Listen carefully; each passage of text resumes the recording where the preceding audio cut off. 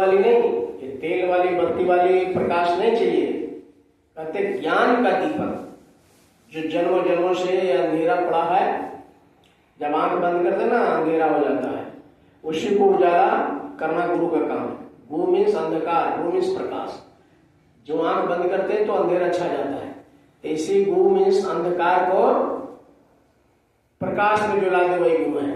तो वही कहते हैं कि ये जन्म जन्म का ये घट अंधियारा पड़ा हुआ है।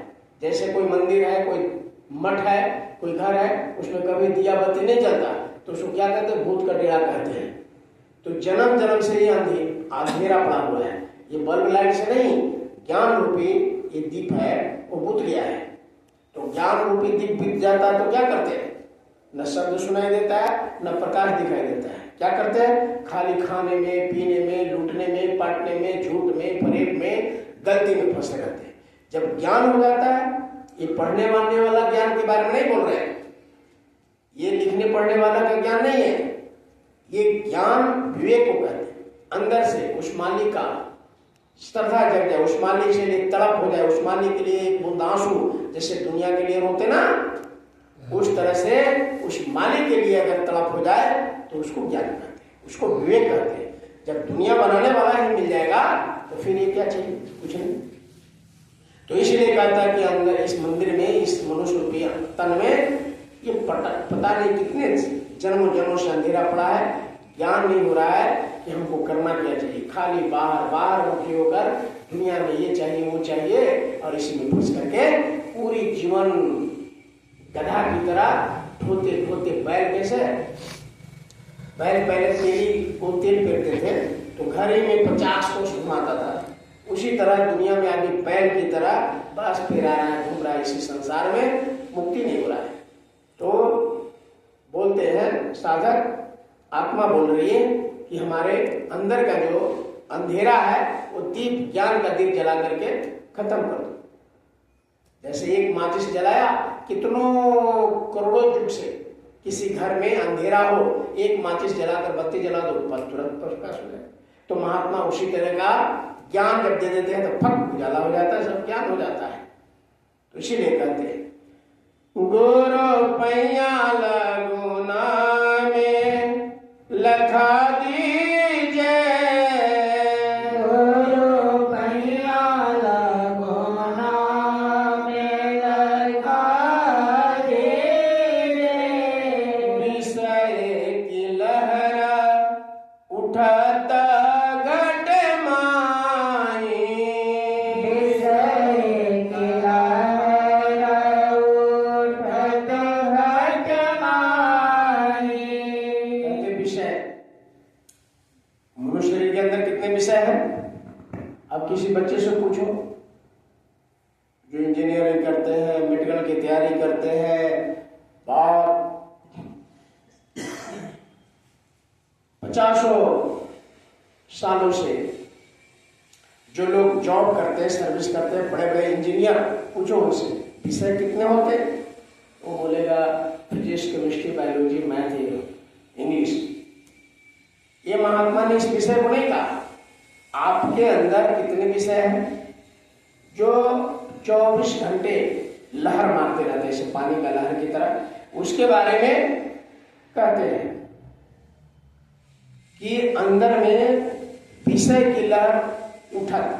अब जैसे नदी में लहर चलता है, समुद्र में लहर चलता है, उसी तरह पानी की लहर ये अंदर में हमेशा विषय का बहता रहता है। तो कहाँ से भजन होगा, कहाँ से ध्यान होगा, कहाँ से एकाग्रता आएगा, कहाँ से मन रुकेगा? जब अंदर में हिलोरा मारते रहेगा तो कहाँ से होगा? मन को जब तक रोकने का कोई उपाय नहीं होगा तब तक नहीं हो पाएगा। अब मनुष्य के अंदर कितने विषय हैं? 5 विषय, रूप, रस, गंध, शब्द, स्पर्श। तो 5 विषय। रूप देखने का विषय, देखने का विषय किसको है भाई? कीड़े मकोड़े। रात में देखो बल्ब के नीचे कितने बड़े पड़े होते हैं। क्यों भाई? क्योंकि परमात्मा ने कीड़े को देखने का विषय दिया, और देखने के लिए पागल हो जाते हैं।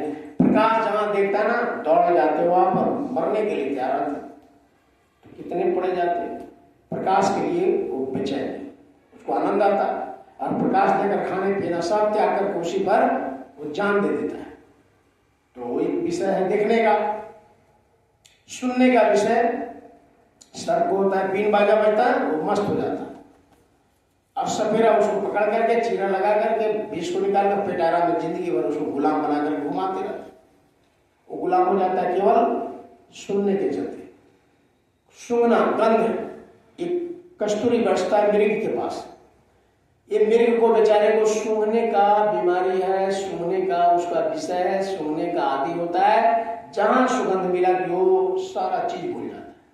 तो उसके परमात्मा ने उसको कुंडली दिया है, उसके नाभि में जब अंगड़ाई आता है, छलांग लगाती है, निकलता है, सूंघने लगती है।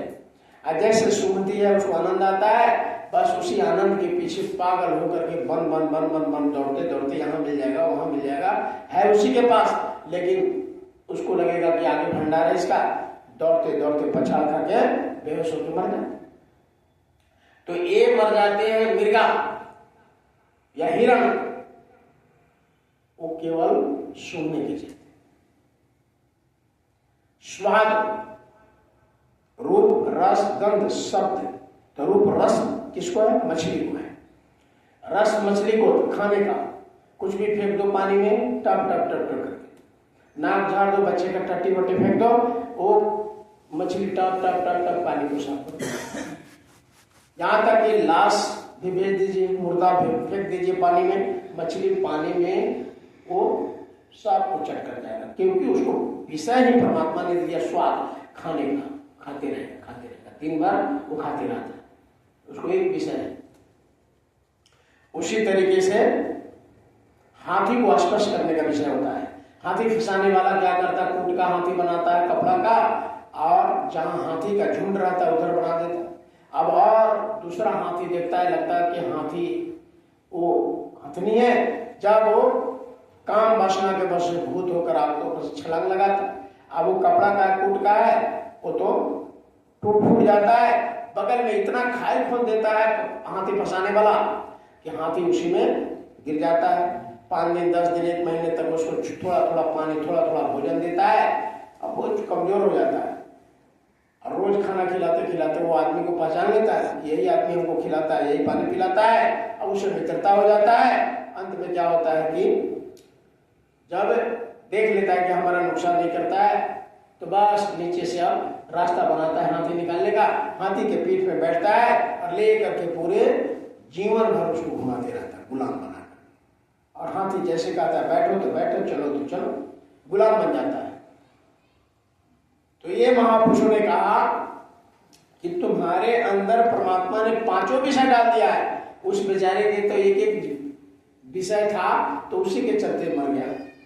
मछली क्यों मर गया भाई? दाना डाल देता है, स्वाद में फंस करके जाल में चला जाता है।